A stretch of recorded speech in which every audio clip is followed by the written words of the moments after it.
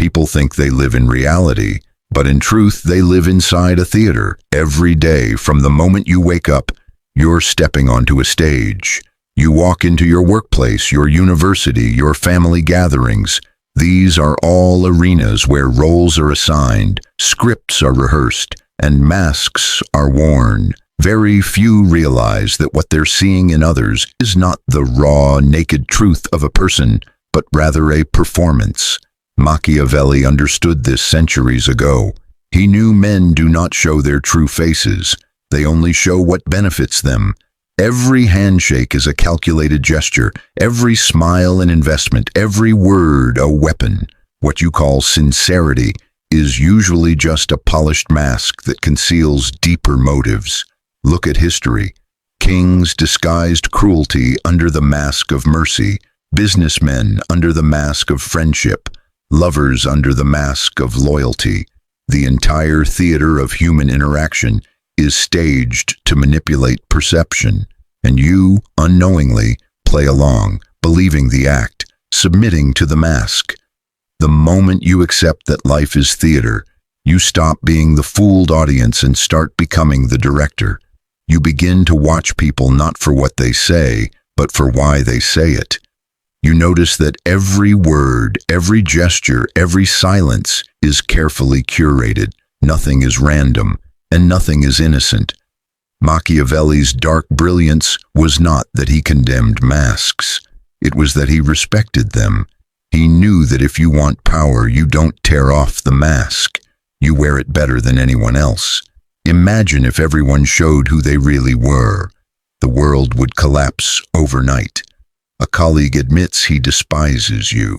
A friend confesses he envies you. Your partner reveals they've been thinking about leaving you. Chaos. Society would burn in its own truth. That's why people hide, not out of morality, but out of survival. Humans are fragile, and the truth is too heavy for most to carry, so they conceal, they camouflage, they pretend. People hide weakness with confidence. They hide insecurity with arrogance. They hide fear with aggression. Every mask has a purpose. The shy man pretends to be social. The cruel woman pretends to be kind. The manipulator pretends to be innocent. These masks protect them from exposure, rejection, and loss of control. Machiavelli warned rulers never to show their real hand. Why? Because once people see you without the mask, they gain power over you. They know your weaknesses, your desires, your vulnerabilities, and that knowledge is a weapon. The hidden truth is this: people are terrified of being seen, and so they manipulate perception to survive. They trade authenticity for influence. They craft illusions that protect their fragility while trapping you in their design. If you want to master human behavior, you must learn not only to see through the mask, but to understand why it exists. Behind every disguise is a fear. Behind every performance is a hidden weakness, and that is where your leverage lies. Masks aren't abstract. They're everywhere around you, and if you can't identify them, you're already being manipulated. This is the most dangerous mask.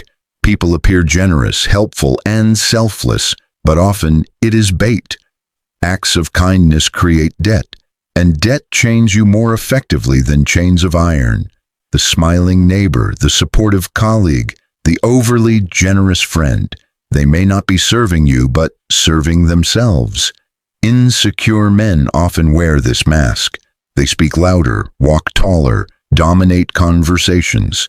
They hide fragility under bluster, and many fall for it, mistaking arrogance for authority. Politicians love this mask. They preach principles, values, religion, or ethics while violating them in private. Morality is a tool for influence, not conviction. If someone insists too much on their goodness, suspect corruption. This one seduces the deepest. Lovers, friends, and allies wear it. They assure you of eternal loyalty while calculating betrayal in silence. History is filled with examples. Caesar trusted Brutus only to be stabbed by him. Surprisingly, weakness itself can be a mask. People pretend to be helpless, innocent, or naive to disarm you. Once you lower your guard, they strike. Children do this instinctively. Manipulators refine it into an art. Machiavelli's genius was identifying these masks and teaching rulers to use them as weapons. He advised appearing merciful while being ruthless, appearing trustworthy while plotting, appearing weak to mislead enemies. In his world and in yours, the mask is not deception, it is survival. Your mistake is believing masks are rare. The truth is, everyone you meet is wearing one. The only question is whether you recognize it or become enslaved by it. What happens if you refuse to see masks? You become prey. History is littered with men who trusted appearances and paid with blood. Kings believed flattery, generals trusted loyalty, businessmen accepted handshakes, all only to be betrayed.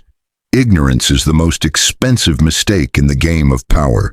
The first step to power is sight. Not ordinary sight, but the vision to pierce through masks. To look at someone's words and ask, what do they gain by saying this? To look at someone's kindness and ask, what do they want in return? To look at loyalty and ask, how long before this shifts? Learning to see beyond the mask does not mean exposing people. It means understanding the hidden script they live by. Once you know their script, you can predict their moves. And once you can predict, you can control. Machiavelli didn't just expose the masks of others, he mastered the art of wearing his own. That is the final lesson of this chapter. If the world is theater, you must not only see the actors, you must become the best actor of them all. Wear the mask that gives you advantage. Remove it when necessary. Replace it when it weakens. For power belongs not to the honest, nor to the pure, but to the one who understands the game and plays it better than anyone else. Why does charm enslave us so easily? Because it bypasses logic and strikes directly at emotion. Humans are wired to respond to validation. When someone praises us, laughs at our jokes, or mirrors our body language, we feel an instant connection. This is the manipulator's playground. They use charisma to plant comfort in your heart and confusion in your mind. Suddenly, you don't question their motives. You defend them. You don't resist their demands. You justify them. Charisma is not magic, it is calculation. Studies in psychology reveal the tactics behind it. Mirroring, copying gestures, tone, and words to build subconscious trust. Scarcity in attention, giving just enough praise, then withholding it, creating addictive pursuit. Confident signaling, speaking with conviction, making others doubt their doubts. Machiavelli hinted at this when he advised rulers to appear approachable while keeping their true intentions hidden. Charisma is not about honesty, it is about engineering perception. And those who master it command not just attention, but obedience. Charm has built empires and destroyed nations. The greatest manipulators in history understood that people submit more willingly to affection than to force. Julius Caesar, he seduced both allies and enemies through wit, generosity, and theatrical charm. His smile softened suspicion until betrayal arrived. Cleopatra, she weaponized allure not merely through beauty, but through intelligence cloaked in irresistible charm. Her ability to disarm Roman leaders shaped the course of an empire. Adolf Hitler, he is remembered for fear, but his rise began with charisma. His speeches gave people identity, hope, and belonging, until his charm led millions into catastrophe. Modern CEOs and politicians, look closely, and you'll see charm in every boardroom and campaign stage. The smile convinces investors, the story inspires followers, the warmth silences critics. These figures reveal the Machiavellian truth. Charm is the sugar that makes poison easier to swallow. Without it, power feels oppressive. With it, power feels like a gift. That is why rulers and manipulators master charm, not because they love people, but because they love control. The danger of charm is that it doesn't feel like danger. You sense no threat, no warning, no resistance. Instead, you feel seen, valued, and safe. That illusion blinds you while the manipulator slowly takes what they want. Think of the friend who always agrees with you, the leader who flatters you, the partner who showers you with affection early on. They don't want you, they want your compliance. And once you're hooked on their charm, betrayal cuts deeper because you never saw it coming. The greatest trap of charm is addiction. You begin to crave the warmth, the validation, the attention, and like any addiction, it keeps you coming back, even when you know it's killing you. Machiavelli would warn, do not fall for charm, wield it. Learn to enjoy the smile without believing in it. Listen to praise but question motive. Accept warmth but never forget it could be the hand that holds the knife. Guilt is one of the most invisible prisons ever built. Unlike bars of iron, guilt does not require guards, chains, or walls. It thrives inside the mind. A manipulator understands that if they can make you feel guilty, they don't need to force you. You will chain yourself. Consider how guilt operates: a parent reminding their child of sacrifice, a leader framing obedience as repayment, a partner using emotional silence until you bend. The manipulator does not shout, they whisper, and the whisper echoes endlessly. You owe me. Machiavelli saw this clearly. He wrote that rulers should never hesitate to remind their subjects of what has been done for them, because gratitude fades quickly unless fed by guilt. A population that feels indebted is easier to control than one ruled by violence. The frightening truth is that guilt convinces you betrayal is loyalty and sacrifice is choice. You willingly obey, believing you are virtuous, when in reality you are enslaved by conscience, engineered by someone else. Obligation is guilt weaponized. When someone frames their request not as a favor but as a debt, you are cornered. Social psychology calls this the rule of reciprocity. Humans feel compelled to return what they've been given. The manipulator knows this instinct and exploits it. Think of corporate cultures where employees are told, "We're a family. The company has given you everything. You owe us loyalty." This emotional manipulation transforms free workers into self-imposed slaves. Or in relationships, "After everything I've done for you, this is how you repay me." The line is universal, timeless, and effective.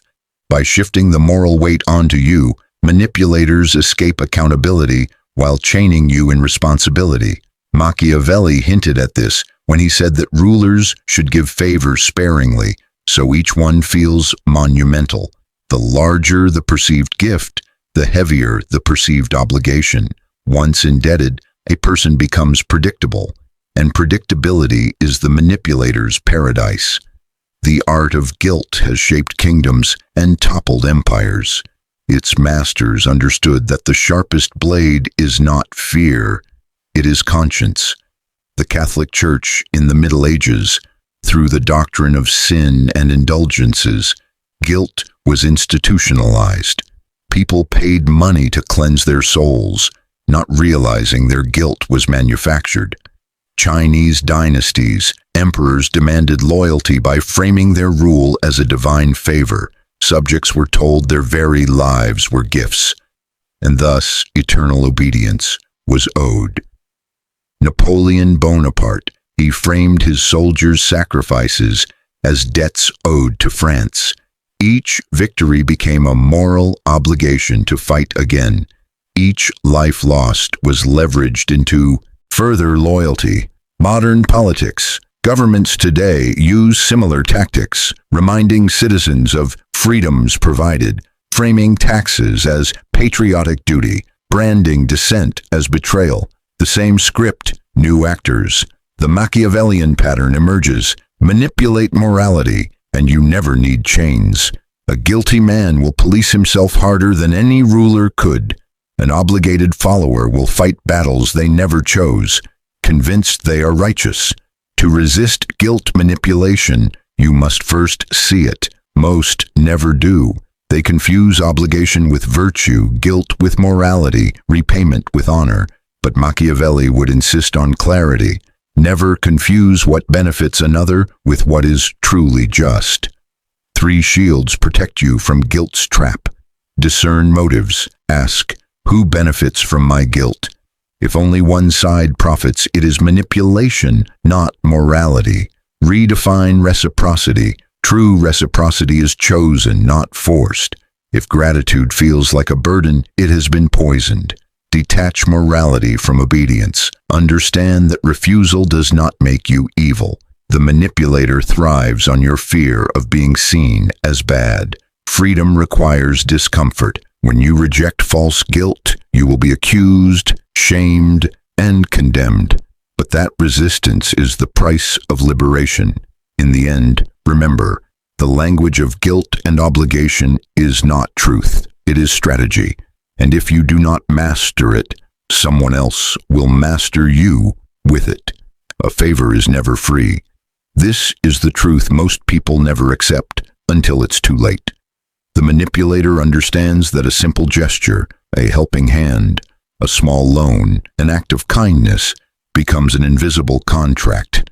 One you didn't sign, yet one you are expected to honor. Machiavelli hinted at this when he advised rulers to grant favors, not out of generosity, but out of calculation. A favor buys not gratitude, but obligation. Gratitude fades, but the weight of a debt remains. Think of how people react when offered help. Their guard drops. They feel warmth toward the giver, almost an instinctual desire to repay. This reflex is psychological reciprocity, a survival mechanism wired into human behavior. Manipulators weaponize this by giving precisely what will cost them little, but bind the other to them deeply. The danger of the favor is not the act itself, but the hidden chain it forges. Once you accept, you step into a game where refusal later feels like betrayal. The favor is not kindness, it is a cage. Psychologists have long proven the rule of reciprocity. When someone gives, you feel compelled to give back. This principle operates regardless of scale. A free sample in a store makes you more likely to buy the product. A small political favor becomes a stepping stone to lifelong loyalty. Manipulators exploit this rule ruthlessly. They understand that giving once secures leverage forever. They don't need to demand loudly. They simply wait for the weight of your conscience to crush you. In personal relationships, this plays out through small sacrifices that grow into unpayable debts. I stood by you when nobody else did, so now you must. In workplaces, a boss may grant leniency once, then expect endless obedience. Nations use aid and assistance to extract concessions that reshape entire governments. Machiavelli would note, "The man who gives you a favor owns you more securely than the one who threatens you." For fear fades once the threat is gone, but obligation lingers even when the debt is invisible. History is filled with leaders, rulers, and manipulators who mastered the art of favors. Their generosity was not kindness, it was currency. The Medici family, Florence's most powerful bankers, did not rule through armies but through favors. Loans and assistance bound nobles and merchants into chains of obligation that lasted generations. American politics, lobbyists today, shower politicians with contributions, gifts, and support. None of it is free. Every handshake, every dollar, every small favor becomes a silent demand for loyalty in return. The mafia, perhaps the clearest example. A don's phrase, "Someday, and that day may never come, I'll call upon you to do a service for me," embodies the essence of favor as trap. No immediate demand, just a promise. But when the call comes, refusal is unthinkable. Colonial powers, European empires gave selective aid to local leaders, arming them or funding them. Those leaders became dependent, unable to refuse demands without betraying the hands that fed them. These cases reveal the Machiavellian essence. The one who appears generous becomes the master. Those who accept the favor find themselves enslaved not by chains of iron, but by chains of gratitude and fear of ingratitude. Breaking free from the favor trap requires both clarity and courage. Most people lack both. They would rather suffocate under obligation than risk appearing ungrateful. But gratitude is only noble when it is chosen, not coerced. 3 strategies to resist. Anticipate hidden costs. Before accepting, ask, what might this cost me later? If the answer is unclear, the safest response is refusal. Neutralize reciprocity. Small acts of repayment immediately after receiving a favor weaken the manipulator's hold. Don't let the debt grow. Redefine the exchange. Publicly acknowledge the favor in ways that strip it of power. Praise them, thank them, but show no fear of the debt. Manipulators thrive on silence. Sunlight weakens their leverage. Machiavelli would warn, never accept what you cannot afford to repay, for the greatest chains are not forged by enemies but by benefactors. Beneath the calm surface of human interaction lies a force so subtle that most people never recognize it until it's too late. Emotional leverage. Unlike direct manipulation or physical power, emotional leverage thrives on exploiting vulnerability, loyalty, and personal attachments. It doesn't scream, it whispers. It doesn't demand, it persuades. And yet, it often becomes the strongest weapon in controlling another person. To Machiavelli, those who truly ruled were not the ones with armies behind them, but those who could quietly twist the emotions of others until obedience felt like their own choice. The most dangerous chains are the ones we wrap around ourselves willingly. Think of how loyalty functions. At its core, loyalty is a bond born of trust, gratitude, or shared struggle. But the moment someone understands that loyalty is also a weakness, it becomes a tool to bend you. People will remind you of favors they once granted, sacrifices they made, or even struggles they endured alongside you, and in doing so, they construct an invisible debt around you. Suddenly your independence is not your own. You feel compelled to respond in kind, to act out of obligation rather than desire. Manipulators don't need to command, they only need you to believe you owe them. This is why great leaders throughout history did not only command respect, they engineered emotional dependence. Machiavelli observed that rulers who mastered emotional leverage rarely had to resort to brute force. They made people feel indispensable, special, or chosen. And when someone feels chosen, they surrender freedom with gratitude.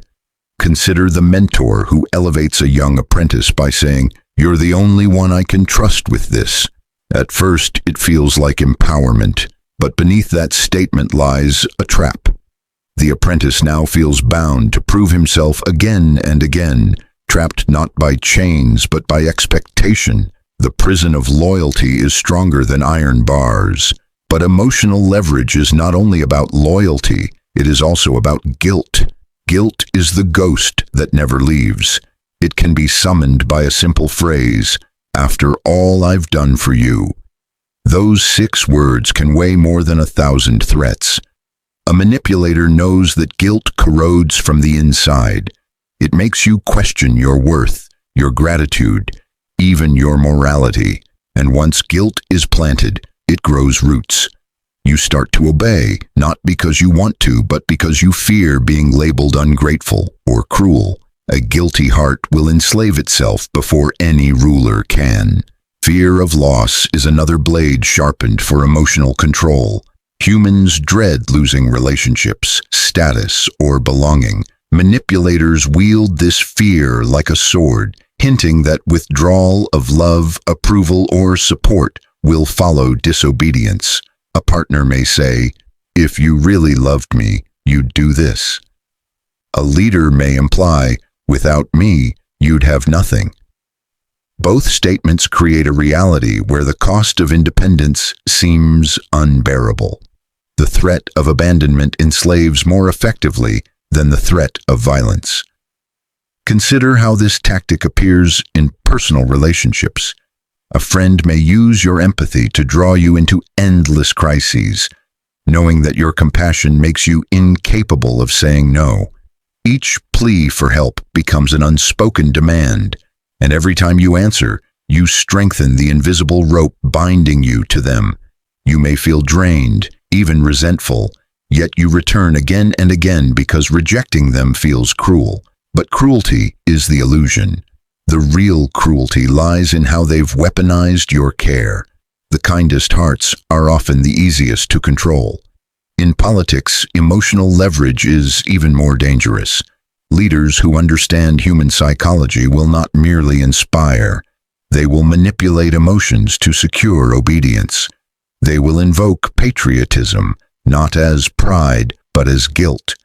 They will insist that dissent equals betrayal, that questioning them equals disloyalty to the nation itself.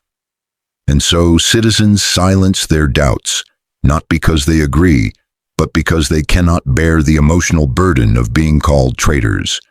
The greatest tyrannies are built not with force, but with guilt and loyalty masquerading as honor. What makes emotional leverage so insidious is its invisibility. People rarely see it for what it is until years have passed. They explain away the guilt as love, the fear of abandonment as devotion, the sacrifices as proof of loyalty. But in truth, they've been maneuvered into a cage where their emotions are the lock and their conscience is the key. They no longer fight against the manipulator because they've internalized the manipulator's voice. When someone controls your emotions, they don't need to control your actions. You'll control yourself for them. Breaking free from this form of manipulation requires brutal clarity. You must recognize when your choices stem not from your own values, but from manufactured obligations. Ask yourself, am I doing this because I want to or because I fear disappointing someone? If the answer leans toward fear, you've uncovered the hand pulling your strings. Awareness does not erase the manipulation, but it begins to cut the threads one by one. The first act of freedom is to question the emotions you've been taught to obey. But here lies the paradox. Emotional leverage can also be a tool of leadership when wielded with integrity. A leader may inspire loyalty not through coercion, but through genuine trust. They may encourage sacrifice not through guilt, but through shared vision. The difference lies in intent. Machiavelli never condemned the use of emotional power. He only warned that it could be turned dark when wielded for domination. The wise leader balances power with responsibility, ensuring that loyalty remains a gift, not a cage. To inspire without enslaving is the highest art of influence. Let us consider an example. Imagine a ruler who tells his people, "We suffer together, we rise together." If he truly shares their suffering, if he genuinely lifts them when they rise, then the loyalty he earns is not manipulation, but mutual devotion. But imagine another ruler who repeats the same words, while secretly hoarding wealth and security for himself. In this case, the phrase is not inspiration, it is emotional leverage. The people still obey, still sacrifice, but their devotion has been stolen rather than earned. Words become weapons when intent is poisoned. Every individual must therefore learn to distinguish between inspiration and manipulation. Inspiration empowers you, expands your choices, strengthens your spirit. Manipulation narrows you, burdens you, makes you smaller. If after an interaction you feel lighter, freer, more capable, you were inspired. But if you feel guilty, trapped, or indebted, you were manipulated. freedom is the ability to recognize the difference between love that lifts and love that binds. The world is filled with those who will test this boundary. Some will do so knowingly, others unconsciously. A partner, a parent, a leader, even a friend, all may use emotional leverage, whether intentionally or instinctively. It is not always malicious, but its effects can be devastating if left unexamined. The responsibility therefore falls on you to draw the line, to decide where your loyalty ends and your self-respect begins. You owe no one your chains, no matter how beautifully they are decorated. To protect yourself, you must cultivate detachment without cruelty. This means caring without surrendering, helping without becoming enslaved, loving without losing yourself. It means recognizing that true love does not demand obedience, and true loyalty does not require self-destruction. The people who deserve your devotion will never weaponize it against you, and the people who do weaponize it were never worthy of it in the first place. A bond that requires chains is not a bond, it is captivity. Machiavelli understood this deeply. His writings do not encourage cruelty for its own sake, but they reveal how power is sustained. He saw that rulers who relied only on fear crumbled, but rulers who mastered emotional leverage endured. The lesson is not to become heartless, but to become aware, to know that emotions can be twisted, and that the strongest defense is clarity. The mind that sees through manipulation cannot be ruled. So ask yourself, whose emotions are guiding your choices today? Are you loyal to a vision or to a manipulator? Are you sacrificing because it brings meaning or because someone has trapped you in guilt? The answers to these questions will determine not only your freedom, but your destiny. Remember, power does not always arrive with a sword.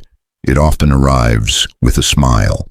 And sometimes the hand that holds you closest is the hand that keeps you bound. If you are to rise above manipulation, you must learn to wield your own emotions rather than letting others weaponize them. This is not about coldness, it is about strength. To feel deeply, yet remain free, that is the ultimate mastery. And when you reach this point, no ruler, no friend, no lover will ever bend you again. Because you will know that while emotions are powerful, they are yours alone to command. The greatest victory is not in ruling others, but in refusing to be ruled.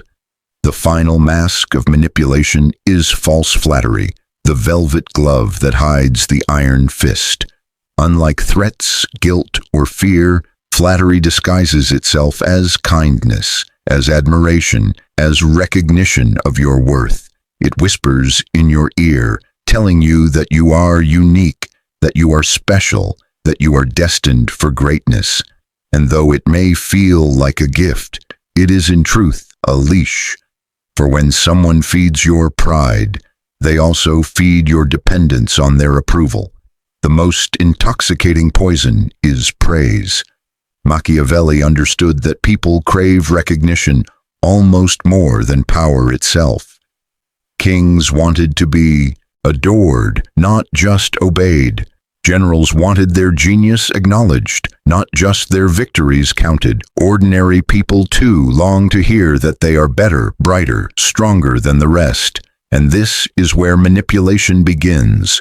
A clever flatterer offers you the mirror in which you see the best version of yourself. You lean closer, desperate to hold on to that reflection, and in doing so, you step willingly into their trap. When someone tells you what you want to hear, they are not giving, they are taking. This is why false flattery is so effective. It bypasses logic and seduces emotion. If someone praises your wisdom, you are more likely to trust their counsel, even when it is poor. If they glorify your kindness, you are more likely to forgive their betrayals. If they elevate your strength, you are more likely to follow them into ruin. We are never more vulnerable than when we are being praised. Consider how this unfolds in daily life. A manipulator at work tells you, You're the only one who can handle this project. Instantly, you feel honored, capable, chosen. But the truth may be that they needed someone to carry a burden they themselves wanted to avoid. A partner might say, "No one understands me the way you do," not to celebrate your uniqueness, but to ensure you remain tethered to their endless need. A leader may declare, "You are the backbone of this nation," not to empower you, but to coax you into sacrifices that benefit only them. Praise is the sugar that coats the poison of exploitation. The greatest danger of flattery lies not in the words themselves, but in what they awaken within you. Pride grows, and with pride comes blindness. You stop questioning motives because your ego has been fed. You stop resisting demands because you fear losing that validation. You begin to measure your worth not by your own values, but by the compliments bestowed upon you. The person who controls your pride controls your choices. Machiavelli's brilliance was in revealing that flatterers rarely appear as enemies. They arrive as allies, as friends, as loyal subjects. They study what you hunger for: respect, admiration, recognition, and they supply it in abundance. Their praise feels like love, but it is only bait. And once you swallow it, they tighten the hook. Not every smile is friendship, and not every compliment is sincere. But flattery is not always external. Sometimes the most dangerous manipulator is the voice within. You may tell yourself stories of your superiority, your invincibility, your exceptionalism. This self-flattery blinds you to weakness and shields you from growth. It convinces you that you need not change, need not question, need not doubt. And in that blindness, others find their opportunity. They stroke the pride you already nurture, and you walk into their trap with open arms. The ego builds the prison long before others lock the door. To protect yourself from flattery, you must cultivate suspicion toward praise just as you would toward criticism. When someone flatters you, ask, what do they want in return? When your pride swells at their words, ask, what weakness in me is being fed? It does not mean rejecting all compliments, but it does mean questioning the intent behind them. True praise strengthens you without binding you. False praise weakens you by making you dependent. The praise that enslaves is never genuine.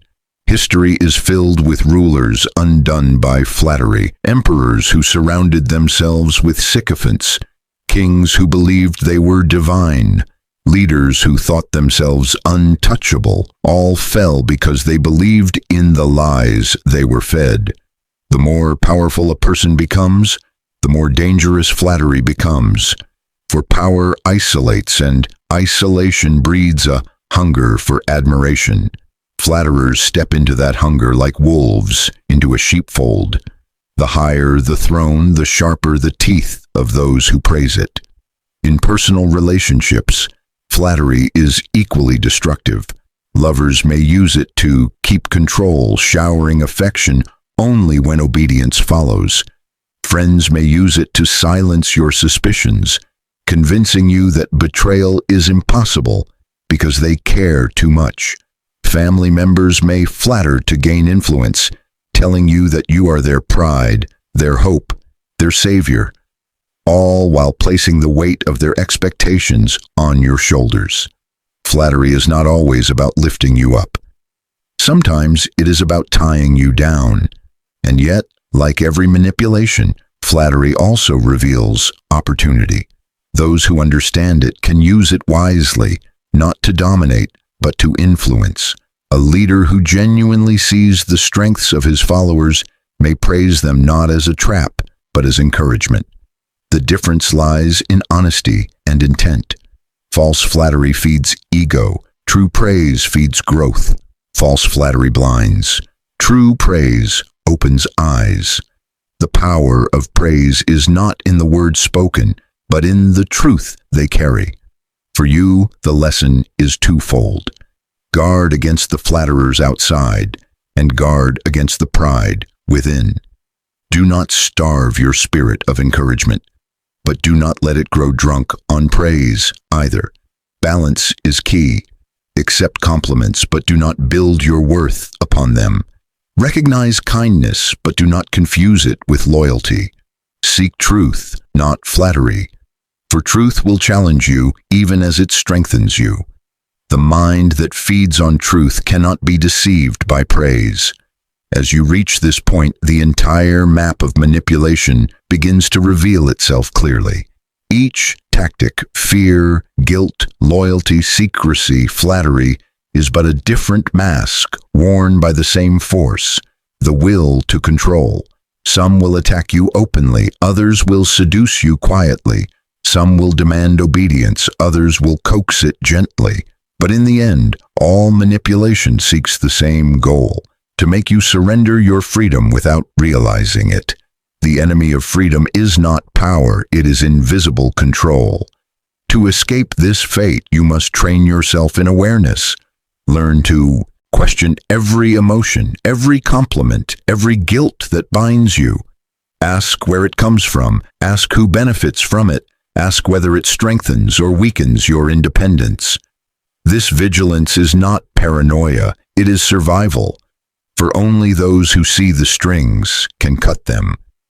Awareness is the blade that severs manipulation, and so the journey comes full circle. From hidden tactics to emotional traps, from fear to flattery, the battlefield of human interaction has been revealed. You now hold the knowledge that Machiavelli reserved for rulers and princes, the knowledge of how power truly operates. But knowledge alone is not enough. It must be lived, practiced, sharpened until it becomes instinct. You must become not just a reader of strategies, but a master of your own freedom. To know the game is nothing, to refuse to be played is everything. Remember this: manipulation thrives in shadows, but it dies in clarity. When you see through the flattery, when you recognize the guilt, when you unmask the loyalty trap, you reclaim the power that was always yours. No tyrant, no flatterer, no deceiver can bind a mind that refuses to be deceived. The final freedom is the freedom to see, and with that vision, you stand untouchable, not because you are immune to words, but because you understand them, not because you are beyond emotion, but because you master it, not because no one will try to manipulate you, but because no attempt will succeed. This is the legacy Machiavelli leaves to those who dare to learn. That power is not merely about ruling others, it is about never being ruled yourself. The throne belongs to the one who cannot be deceived.